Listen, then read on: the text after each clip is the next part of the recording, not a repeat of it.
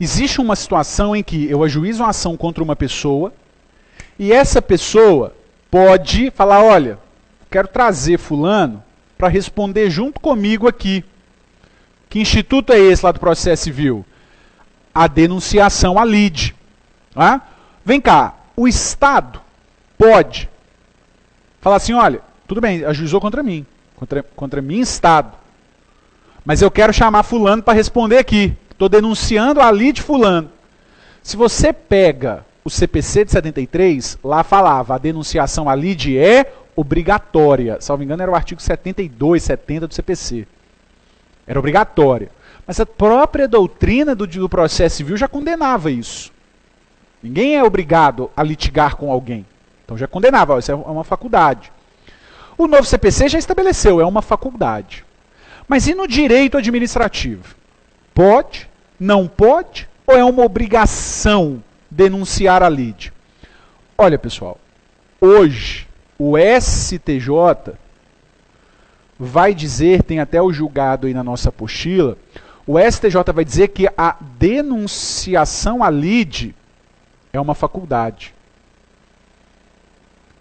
O STJ vai falar que a denunciação à lide é faculdade. A denunciação à lide é uma faculdade. Só que o próprio STJ fala que é uma faculdade, desde que não incremente fato novo. Desde que não incremente,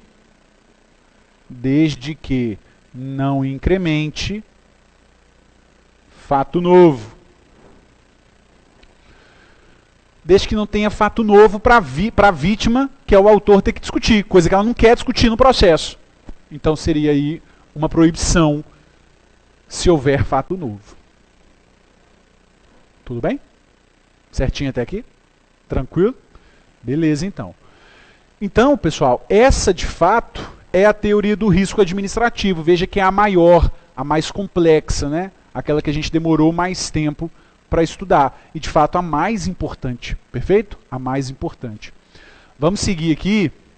Coloque aí para mim, letra D. Coloque aí para mim, letra D. A relação de custódia.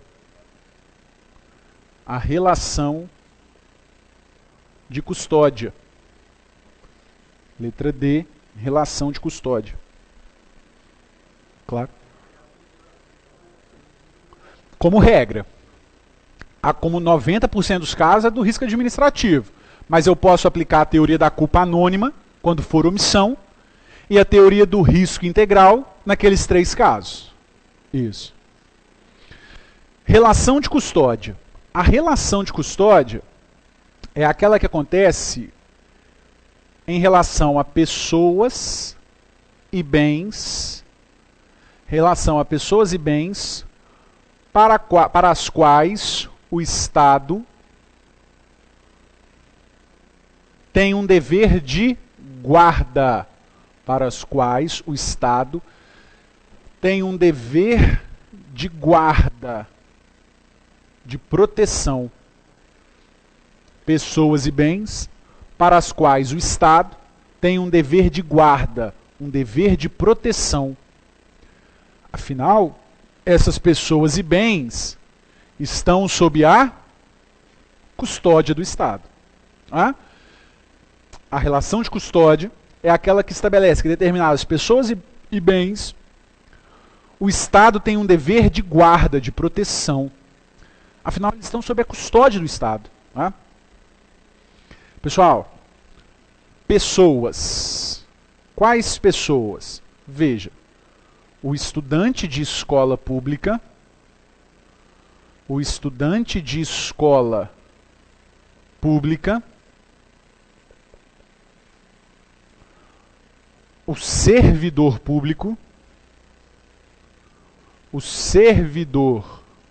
público, e o preso. O estudante de escola pública, o servidor público e o preso. normalmente nos interessa sempre os dois aqui, né? Estudante e o preso. Principalmente o preso. O preso é o que mais interessa, né? O preso é o que mais importa. Porque é o que de fato cai mais em prova, é o que tem mais repercussão. Antes de eu te explicar de fato, você anota que a teoria da relação de custódia, ela é fundada na teoria do risco administrativo. Vocês estão ouvindo, né? Teoria do risco administrativo. Muito cuidado, viu? A relação de custódia não é risco integral. Não é. A relação de custódia é risco administrativo. Se a relação de custódia é teoria do risco administrativo, o que existe na relação de custódia? Se a relação de custódia é risco administrativo, o que é a relação de custódia? O que traz a relação de custódia com si? Se é do risco administrativo, o que traz junto da relação de custódia? Não, eu sei que é responsabilidade objetiva. Mas se é do risco administrativo, é porque existe então o quê? Causa excludente de responsabilidade. Calma. Estou falando que existe causa excludente de responsabilidade. Eu não estou falando qual, mas existe. Tudo bem? Então vamos ver aqui os exemplos. Estudante de escola pública. O estudante de escola pública. O menino vira, a criança vira para outra criança e fala assim, olha, eu respiro debaixo d'água. A criança vira para outra e fala, eu respiro debaixo d'água. Aí a criança fala, não respira. Fala, eu respiro. Então quero ver. Ele vai lá na piscina da escola pública, enfia a cabeça e respira. Na hora que ele respira, ele cai dentro da água e morre afogado. Teoricamente, isso é culpa o quê? Exclusiva da vítima. Mas o Estado responde? O Estado responde? Responde. O Estado responde. Briga de gangues de escolas, não tem isso? Isso tem escola pública e escola privada, né? Mas é como eu estou dando aula, e criança também, né? Escola pública e escola privada. Mas como eu dou aula de direito administrativo, não de responsabilidade civil lá do direito civil, o meu exemplo tem que ser de escola pública, tá? Então, gangues de escolas, né? Não tinha isso? Eu estudava em Santa Maria. Estudei minha vida inteira em Santa Maria, aqui da Floresta. E tinha o pessoal do Batista, não sei se alguém aqui estudou lá, descia do Batista para bater nos meninos de Santa Maria. Direto tinha isso. Eu não esqueço de um dia, numa aula, uma colega minha namorava uns meninos, que era da gangue do Santa Maria, e aí o menino já tinha formado Santa Maria, mas ele estava na porta do colégio esperando ela. Os meninos desceram, encontraram ele lá, bateram nele até, eu não esqueci de ir. No final da aula. Mas não tem isso? Tem isso hoje. Hoje tem mais ainda, né? Hoje ainda tem mais ainda. Imagina que lá na escola as gangues brigam entre si dentro da escola. Um vira pro outro e fala, sua mãe não é meu pai. Aí ele vira e fala, sua mãe é mulher, e começa a confusão lá na escola. E eles brigam entre eles. E aí? Isso teoricamente, um aluno batendo o outro é culpa exclusiva de terceiro. Um aluno que joga uma pedra no vidro da escola, o estilhaço cai no olho do aluno e ele fica cego, por exemplo. Teoricamente, todos esses casos são culpa exclusiva de terceiro. Mas eu estou falando de relação de custódia. Em que há responsabilidade do Estado? Há. Mas é risco administrativo? É risco administrativo. O preso é o melhor. O preso é o melhor. Tropa de Elite 2, lembra do filme? Muito bom o filme, né? Outro filme que vocês podem assistir que é muito bom é aquele Polícia Federal. Vocês assistiram ele? A Lei é para Todos. Esse filme é massa, dá para assistir. Vai ter o 2 já, né? Vai ter o 2, o 3, o 4, o 5. Quanto eles quiserem vai ter filme, né? Mas o Tropa de Elite 2. Como é que o Tropa de Elite 2 começa? Você lembra? É o seu Jorge matando o pessoal da outra facção, não é isso? Até que ele chega no chefão, um cara mais gordinho, lembra disso? Ele está lá deitado, ele vira para os caras e fala assim, vocês engordaram o porco, agora nós vai assar. Lembra disso? Eles tacam fogo lá no rapaz, o seu Jorge ainda dá uns tiros nele. Lembra disso? Lembra disso? Teoricamente, culpa exclusiva o quê? De terceiro. Concorda comigo? Mas eu estou falando do preso. Uma relação de custódia em que o Estado responde. Bruno, eu não entendi. Você está falando que é a teoria do risco administrativo, que existe excludente de responsabilidade. Isso, o preso que se suicida, ele vai lá, pega a cabeça e fica batendo na grade, fica batendo a cabeça na grade. Eu não aguento ficar aqui, eu não quero ficar aqui, fica batendo lá na cabeça na grade. Aí começa a sair as coisas, ele morre, suicida. A responsabilidade do Estado aqui, num primeiro momento, porque foi o Estado que colocou ele lá. Então não estou entendendo, Bruno, porque seria culpa exclusiva da vítima. E não excluiu? Não, como regra não. Porque relação de custódia, o Estado tem o dever de guarda, de proteção. Ele responde mesmo nesses casos. Isso é posicionamento do STF e do STJ. Os dois têm julgados nesse sentido. Então, como regra, a responsabilidade é do Estado pelos danos que aconteçam a essas pessoas, ainda que gerado por culpa exclusiva da vítima ou por culpa exclusiva de terceiro. Agora, o preso na penitenciária infartou. Não infartaram o preso. Ele infartou. Aconteceria aqui, se ele estivesse sentado assistindo a minha aula. O que jamais aconteceria, porque ele ia gostar da aula, eu espero, né? Mas ele infartou. Infartou com o Franklin, né? Na hora que o Franklin falou que o Atlético é bom, ele teve um infarto. Não é possível que ele está falando isso. Teve um infarto, fulminante, dentro da penitenciária. E aí, o Estado responde? O Estado responde num caso em que o preso infarta, porque poderia acontecer aqui. Aconteceu lá. Não é que ele foi infartado, tá? Ele infartou mesmo. Então, pessoal, o STF, na relatoria do ministro Luiz Fux, ele fala isso. Na relação de custódia, o Estado só não responde quando o Estado não poderia evitar o dano. Quando o Estado não puder evitar o dano. Quando o Estado não puder evitar o dano. Porque aí aconteceria aqui, aconteceria lá, e o Estado não poderia evitar, porque não se aplica como regra a teoria do risco integral. Porque a relação de custódia, veja, é teoria do risco que administrativo, não é do risco integral. Então, se o Estado não puder evitar o dano, ele não vai responder, porque o Estado não é segurador universal. Então, cuidado, todo suicídio do preso, o Estado responde? Todo suicídio do preso, o Estado responde? O ministro Luiz Fux fala lá no voto dele. Ele fala assim, olha, em situações em que era imprevisível o Estado perceber que o preso queria se suicidar, o Estado não responde. É imprevisível, inevitável, o Estado não vai responder. O preso, porque normalmente os presos têm acompanhamento psicológico, deveria ter. Se não tem, deveria. Né? Em algumas penitenciárias tem. E a psicóloga, ela acompanha, fala, ó, que preso ali tem uma tendência a se suicidar. Se a psicóloga não constata essa situação ao longo do tempo, e ele de um dia para a noite ele se suicida, o Estado não vai responder, porque era uma situação imprevisível. O Estado não poderia evitar o dano. Então é aqui, tá? É aqui. É aqui que vai excluir a responsabilidade do Estado, quando o Estado não puder evitar o dano. O aluno da escola pública, que sempre apresentou um bom comportamento, mas que num determinado dia surtou e matou o professor. Matou a professora dentro da escola. O Estado não vai responder. O Estado poderia evitar. Era uma situação imprevisível. O Estado é uma situação inevitável. O Estado não tem como evitar. Ele não é segurador universal, ele não responde. Eu tenho esse julgado aí do Luiz Fux. Depois vocês dão uma colocada aí na apostila.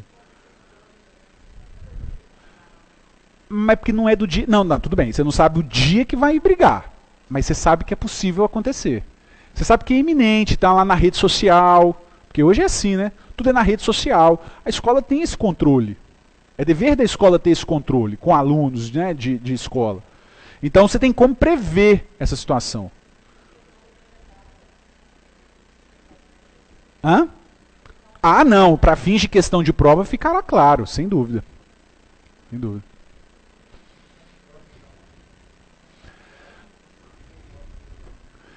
Ó, a regra é, preso, servidor, estudante de escola pública, acontece com ele, é responsabilidade do Estado.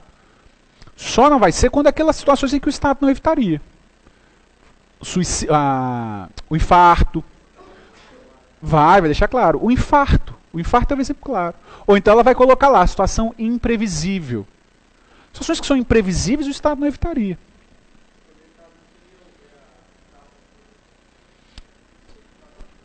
Qual exemplo? O infarto é um caso fortuito. Mas no caso em que o preso se suicida repentinamente, esse é o termo, estava tentando lembrar isso aqui, repentino. O ministro Luiz Fux coloca isso no voto dele, uma situação repentina. O Estado não responde. Aí, nesse caso, repentino, preso que se suicida repentinamente, é culpa exclusiva da vítima. O aluno da escola pública que ataca a professora de forma imprevisível e repentina, ele apresentava bom comportamento, ótimas notas, e repentinamente ele ataca o professor, culpa exclusiva de terceiro. Não é só uma coisa que exclui. As três situações podem excluir, mas o que é fator determinante é quando o Estado não puder evitar o dano, quando aquilo acontecer de maneira repentina. Tudo bem, gente? Claro.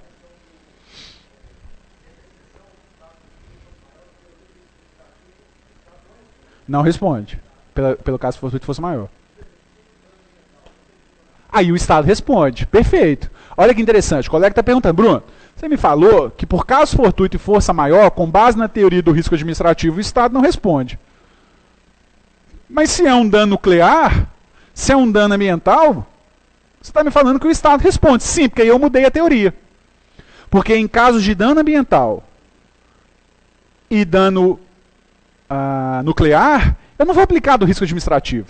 Eu vou aplicar do risco integral. Não é uma exceção ao caso fortuito. É uma aplicação de uma outra teoria. É porque é aquilo que você me perguntou, Bruno, como regra eu aplico a teoria do risco administrativo, não é isso? Não, é isso. 90% dos casos. Mas há 3 casos que eu aplico a teoria do risco integral. Dano ambiental, dano nuclear, atentado terrorista. E tem um caso que eu aplico a culpa anônima, que é o caso de omissão. Não é que é uma exceção ao caso fortuito fosse maior. É que eu aplico uma outra teoria. Perfeito?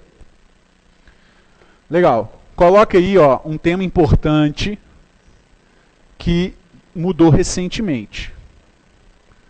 Coloque aí, prescrição. Então, você vai colocar, veja, né, pessoal, eu estou no 1.2, né, ainda, teorias administrativas. Agora eu vou para o número 2. Prescrição.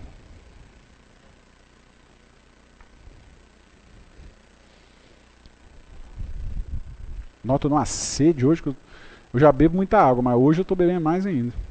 Você tem aula de quem depois? Hã? Quem, gente? Penal?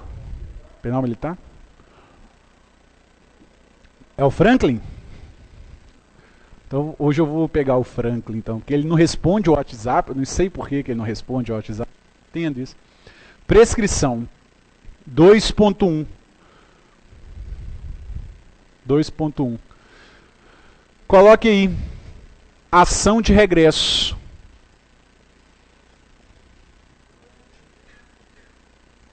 Oi? É penal militar? Vocês estão aí macumunando o quê? Para depois do jogo? Vocês não vão concretizar esse plano, não. Não fala com o colega que nós vamos ser campeão. Vamos não? Vamos, vamos? Já é, isso aí. Ação de regresso. Para de secar, pelo amor de Deus. Ação de regresso, vem cá. O que é a ação de regresso? É de quem contra quem? A ação de regresso? Do Estado contra o agente. Essa ação de regresso, ela só acontece nos casos de dolo ou culpa. Não é verdade? Dolo ou culpa de quem, né, gente? Do agente. Elas só acontecem nos casos de dolo ou culpa do agente. Meus queridos, a ação de regresso, ela é obrigatória ou facultativa? É uma obrigação ajuizar a ação de regresso? Ou é uma faculdade ajuizar a ação de regresso? Pense, o agente cometeu o dano, atuou com dolo e culpa, ou culpa. O Estado paga por isso. O que aconteceu quando o Estado paga? Desfalca o quê? O patrimônio público, você concorda? Se desfalca o patrimônio público, está prejudicando a mim, a você e a todos nós. É um dever ou uma faculdade do Estado reembolsar o dano que ele sofreu em razão do pagamento da indenização? É uma obrigação. Então a ação de regresso, ela é obrigatória. Fundada no princípio da indisponibilidade. Fundada no princípio da indisponibilidade do interesse público. A ação de regresso, ela é obrigatória, e ela é obrigatória fundada no princípio da indisponibilidade. Aí não tem ação de regresso. É isso que eu estou dizendo. A ação de regresso, ela só acontece nos casos de quê? Dolo ou culpa do agente. Se não tem dolo ou culpa do agente, não acontece a ação de regresso. Então ela é obrigatória quando houver dolo ou culpa do agente. Você consegue perceber, gente? Imagine você, numa perseguição policial. Você está numa perseguição policial. Nem vou criar polêmica. Não avançou o sinal vermelho. Não avançou. Mas você estava em alta velocidade em razão da perseguição policial. Você vai e bate no carro de alguém. O Estado vai ter que pagar. Porque atitude lícita ou ilícita, haverá dano. E pelo princípio da isonomia, a gente viu isso na aula passada, o Estado tem que responder. Você atuou com dolo ou culpa? Estou te dizendo, não atuou. O Estado tem ação de regresso contra você? Não. Não. Mas se você foi negligente na condução, você estava na viatura em alta velocidade e não havia perseguição policial, você estava porque você queria, você estava com prazer em sentir a adrenalina no corpo. E aí você vai e bate no particular, no carro do particular. Você está atuando no mínimo com culpa. E aí o Estado arca com a indenização e te cobra.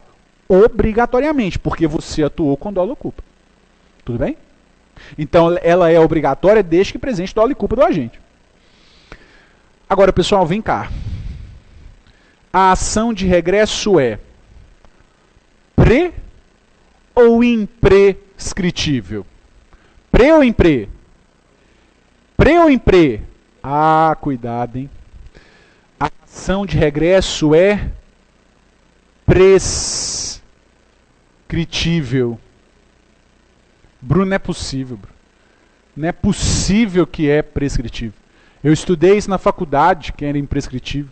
Estudei administrativo tem 1 ano e meio, 2 anos. Não é possível. A pessoa falou que era era. É pre. De acordo com o STF, é prescritível a ação de regresso em ilícitos civis. É prescritível a ação de regresso em ilícitos civis. Bruno, você tem certeza? Eu acho que é isso, sabe?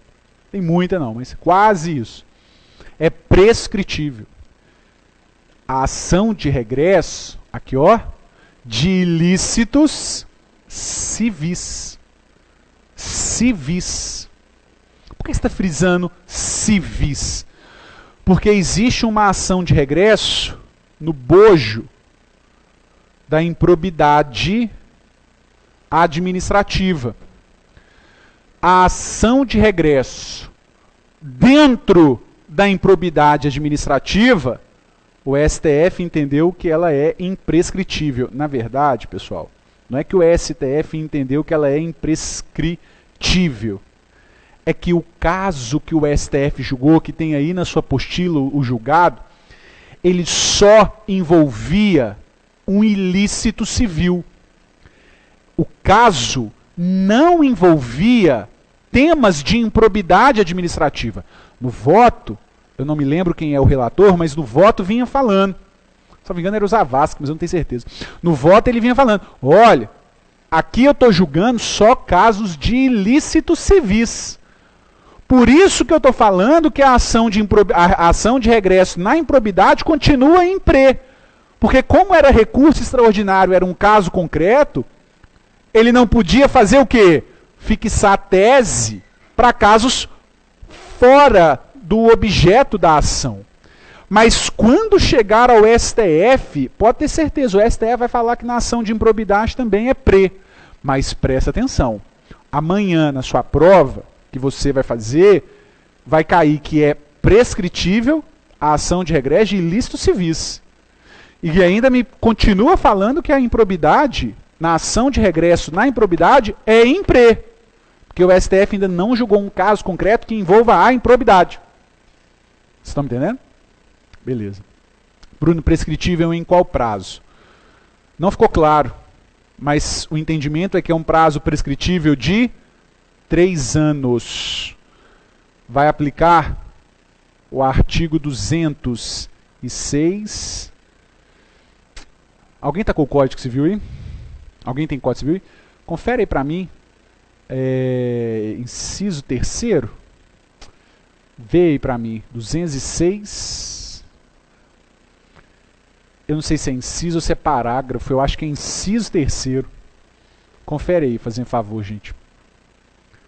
Tá aí? Alguém? Parágrafo 3º? 3 anos que fala aí, né? Obrigado. Então, 206, parágrafo 3º do Código Civil. 3 anos. Perfeito? Ótimo. Essa é a ação de regresso. A do Estado contra o agente. Agora nós temos que estudar aqui, ó, a 2.2. Nós temos que estudar 2.2. Ação de indenização. Nós temos que estudar a ação de indenização. A ação de indenização é de quem contra quem? Ação de indenização de quem contra quem? Da vítima contra o Estado. Vem cá. A ação de indenização, ela se divide em duas. Existe a ação de indenização por danos do regime militar. A ação de indenização por danos do regime militar. Vamos trabalhar ela primeiro. Essa aqui eu vejo muito pouco em prova, pouquíssimo em prova. Porque tem um problema. O STF diz que a ação de indenização por danos do regime militar, o STF, tá? Diz que é prescritível. Prescritível. Só que o STF vai dizer que é prescritível no prazo de 5 anos a contar da promulgação da Constituição. Mandou mal o STF. A contar da promulgação da Constituição. Mandou mal o STF. Então quer dizer que em 93 acabou. Isso existe. O STF mandou muito mal. O STJ, em julgamento posterior, e quando caiu em prova a resposta foi o STJ, é que os danos em regimes militares é imprescritível, viu? Imprescritível. O STJ. Quando caiu, eu vi cair o STJ. Eu vi a resposta com base no STJ. E se você for pensar, faz muito mais sentido. Porque o STF falou que está envolvida ali a dignidade da pessoa humana. Né? Mas eu acho difícil vir na nossa prova isso. O que tem mais chance de vir na nossa prova é a ação de indenização de ilícitos civis. Ô, gente, presta atenção. Opa. Ilícitos civis. Presta atenção que são coisas diferentes que eu vou tratar, tá? Nós tratamos aqui da ação de regresso em ilícitos civis. Agora é a ação de indenização de ilícitos civis. Vamos pensar uma coisa. Contra quem a vítima tem que ajuizar a ação? Contra quem a vítima tem que ajuizar a ação? Contra o Estado. Mas na prática, não é possível que a vítima vá lá, o advogado, e fale assim, nós vamos ajuizar contra o Estado e contra o agente. Não é possível que aconteça? Na prática, isso? É possível. Você que é policial aqui já deve ter visto isso. Um colega seu que respondeu junto. Deve ter ouvido isso já. Na prática é possível. E aí, vem cá. Se essa ação de indenização de ilícitos civis for contra o Estado, o prazo é 1. Se essa ação de ilícitos civis for contra o agente, o prazo é outro. Isso caiu uma vez na segunda etapa da OAB. Foi uma boa questão, inclusive. Uma ótima questão da segunda etapa da OAB. Ajuizou contra o Estado, o prazo prescricional é de... Lembram? Qual que é o prazo prescricional contra o Estado? 5 anos. Porque vai aplicar o decreto 20.910, aqui ó, meus queridos, de 32. Daqui poucos anos, né? Quando eu estiver dando essa aula, eu vou falar, gente, decreto 20.910 de 32. Aí tu me fala, professor, desse ano? Não, de 1932, né? Em pleno vigor. Contra o agente, é o prazo de 3 anos. E aí é aquele mesmo artigo do Código Civil. A colega está fazendo conta daqui, quando vai dar em 32? 15 anos. Nós estamos em 17, não é isso? 15 anos, né? Não é isso, não é? 15 anos, colega. Eu vou estar com 25. Né? 25. Em cada perna. Eu não vou responder a colega, né? Que ela vai comer um macarrão agora. E aí eu vou deixar ela comer o macarrão e ficar com o peso de consciência no macarrão, né? Ah, meu Deus do céu. Agente, 3 anos. Qual que é o artigo? É o artigo 206, parágrafo 3º do Código Civil. Sério que agora vocês vão comemorar a construção de estádio? Ah, não. Isso aí é muita pequenez. Não, na coisa de time grande, realmente. Como é que é? Cortar a unha. Então, de ilícitos civis contra o Estado, 5 anos. Contra o agente, 3. Então, cuidado, viu? Cuidado que às vezes tem essa diferença. Perfeito, gente? Tranquilo até aqui? Ok? Pessoal, veja que você tem que lembrar que o nosso curso é aquele curso que eu não passo em todos os pontos, né? Então, tem alguns detalhes aí na nossa apostila, por exemplo, que eu não passei, mas o mais importante, em que eu vejo a maioria das questões, é aquilo que eu estou te falando aqui, perfeito? Nós vamos entrar numa outra matéria, né? Vamos aproveitar que nós temos muita aula essa semana e vamos entrar numa matéria que realmente é muito importante, é uma matéria mais pesada. Não é que ela seja difícil, é porque ela é grande e também nós vamos ter que filtrar o que nós vamos falar. Nós vamos entrar na matéria de licitações, perfeito? Então, abra aí o seu caderno, coloque nossa nova matéria, a matéria de licitações. Pessoal, olha só, deixa eu te contar. Num curso regular, eu gasto 12, 14, às vezes 16 horas para dar licitações. Se eu fizer isso aqui, eu não dou mais nada, né? Então, perceba que eu vou passar nos pontos mais importantes da matéria. Não se esqueça disso. Então, o nosso tópico, licitação. Na verdade, licitação e contrato. Licitações e contratos. Nós vamos ver os dois. Nosso tópico número 1 é o conceito de licitação. Nosso tópico número 1 é o conceito de licitação.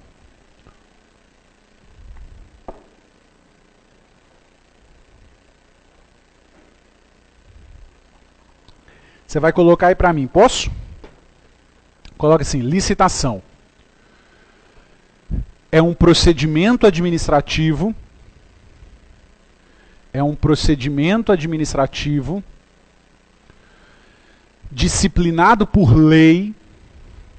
É um procedimento administrativo disciplinado por lei e por um ato administrativo prévio. Procedimento administrativo disciplinado por lei e por um ato administrativo prévio,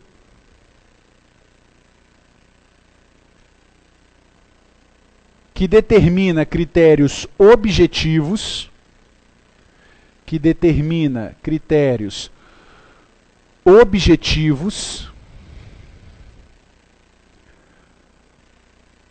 para a seleção da proposta mais vantajosa,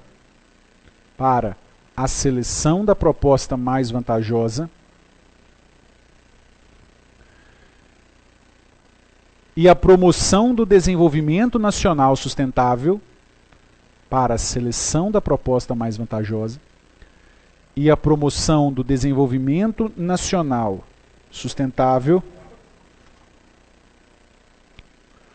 pautada pela isonomia,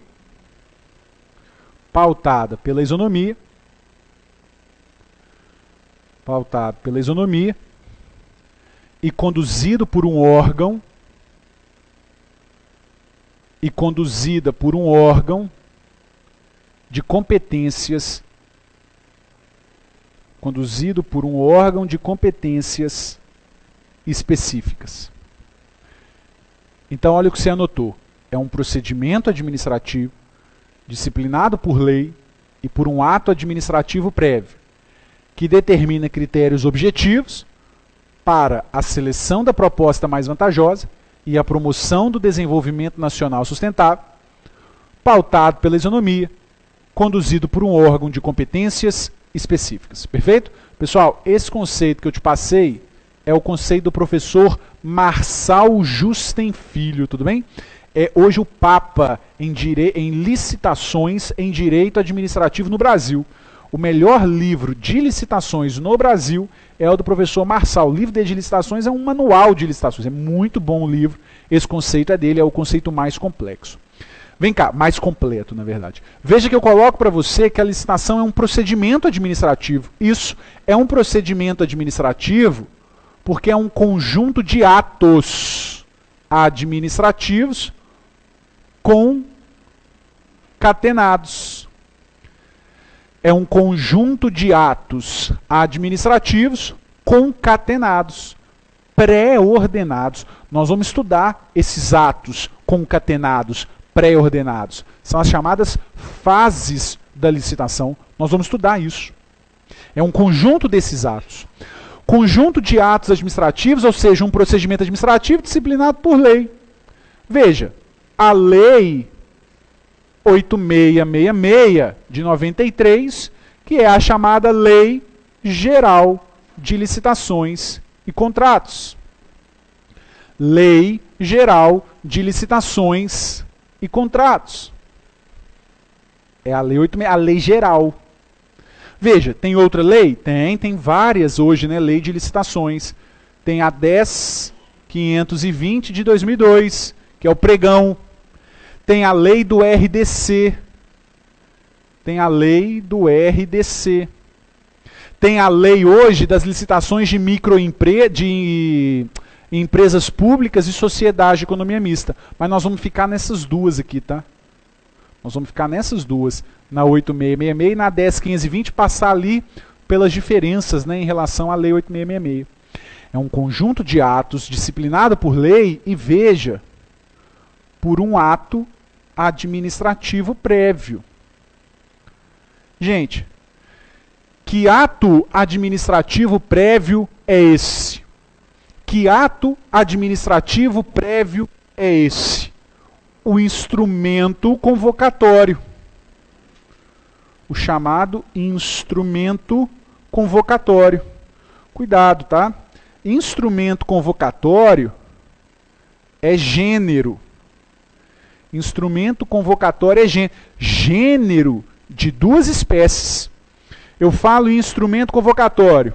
Eu falo no edital e eu falo na carta convite.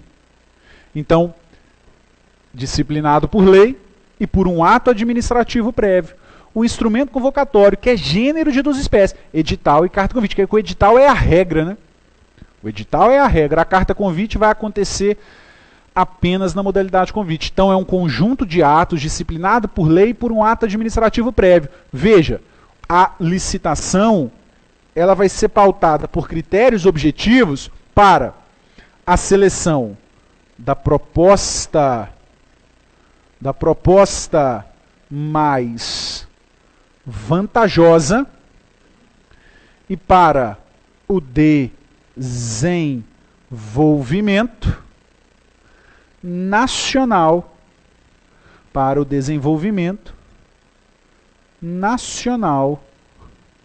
sustentável. E para o desenvolvimento nacional sustentável. Pessoal, veja que é a proposta mais vantajosa. Eu não estou falando na proposta mais barata. Eu estou falando na proposta mais vantajosa. E a vantajosidade, ela vai estar na relação custo-benefício. Ela vai estar na chamada relação custo-benefício. Veja, você desconfia daquilo que é o quê? Aquilo que é muito barato, não é verdade? A gente desconfia. Ah, não, isso aqui está muito barato. Você desconfia. Você fala, não é possível que é esse preço. É natural. A administração também. A administração não quer a proposta mais barata. Ela quer a proposta que apresenta a relação de custo-benefício. Aquela proposta que, ao mesmo tempo, seja a melhor, a mais completa e a mais barata. Não basta a proposta ser a mais barata. Porque aí é péssimo para a administração. Porque certamente ela sabe que a execução não vai acontecer. Ela quer a melhor, a mais completa, aquela que se encaixa nos perfis da administração e ao mesmo tempo seja mais barata.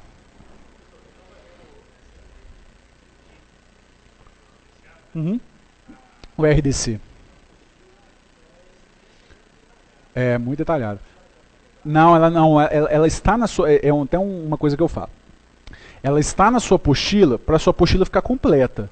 Mas não é uma matéria que estava no edital e acredito que não vai estar. Perfeito? Embora, quando estiver um dia, ela vai entrar. Aí ela vai ser muito cobrada. Porque hoje, eles não estão cobrando mais a Lei 8666. Porque os candidatos hoje sabem a Lei 8666, nos concursos em geral. Eles estão cobrando a lei do RDC, que ela traz algumas diferenças em relação à Lei 8666. Beleza. Olha aqui. E ainda, veja que também é um objetivo da licitação o desenvolvimento nacional sustentável. Pessoal, eu nem preciso te explicar o que é o desenvolvimento nacional sustentável, né?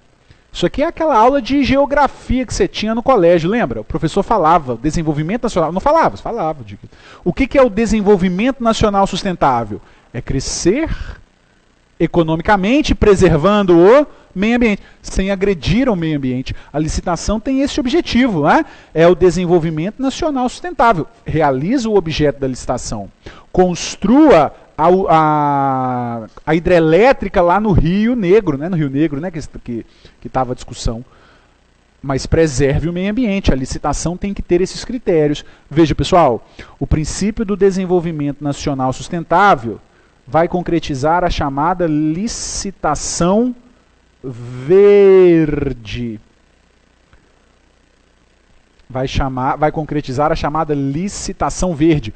Ou também a chamada licitação sustentável. Licitação verde ou também chamada licitação sustentável.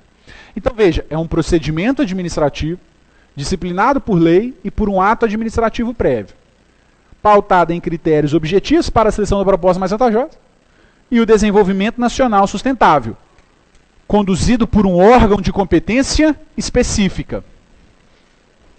Que órgão é esse, hein? Que órgão é esse de competência específica? Órgão de competência específica. É a chamada comissão de licitação. É a chamada comissão de licitação. É a chamada comissão de licitação. Pessoal, a comissão de licitação ela é composta por no mínimo 3 membros.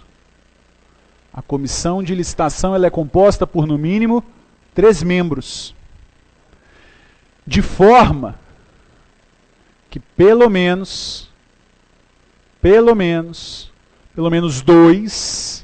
membros,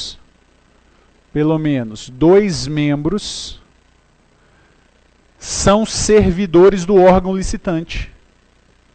São servidores do órgão licitante. Pelo menos 2 são servidores do órgão licitante.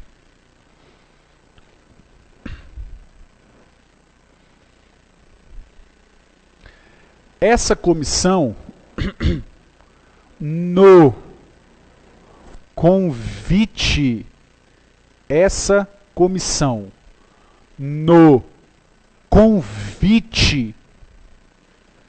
ela pode ser substituída,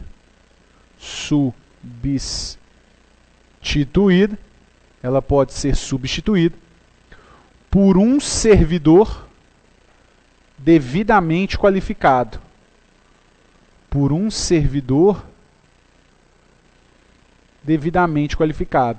O convite, ela pode ser substituída por um servidor devidamente qualificado.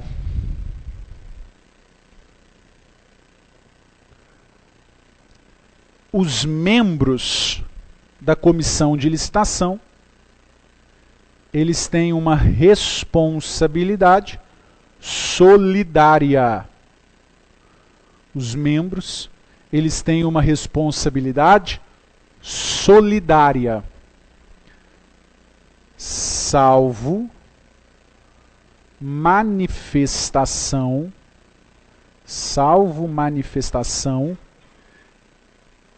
individual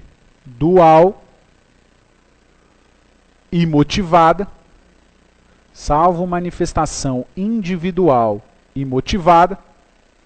consignada